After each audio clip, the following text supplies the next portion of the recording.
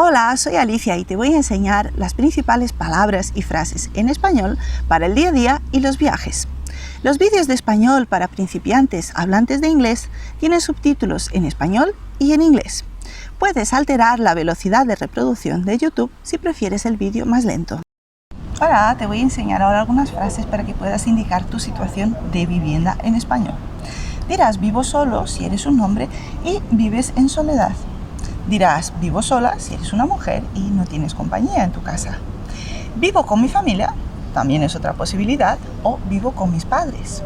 También puedes decir vivo con compañeros o incluso vivo con mi pareja. Vivo con mi pareja se puede decir, da igual si tu pareja es un hombre o una mujer.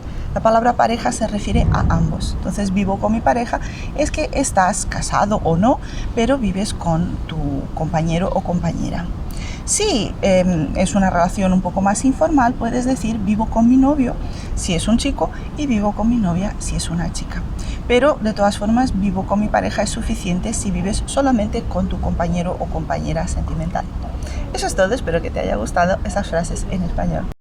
Hola, espero que te haya gustado este vídeo. Si te gustó, tienes más contenido totalmente gratuito para seguir aprendiendo español desde cero y con explicaciones en inglés. En la descripción del vídeo tienes vídeos, audios, PDF y también un curso online de autoaprendizaje con certificado y explicaciones en inglés.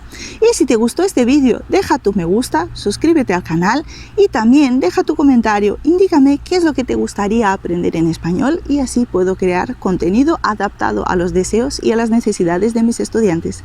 Muchas gracias por tu apoyo y espero que te lo pases muy bien aprendiendo español.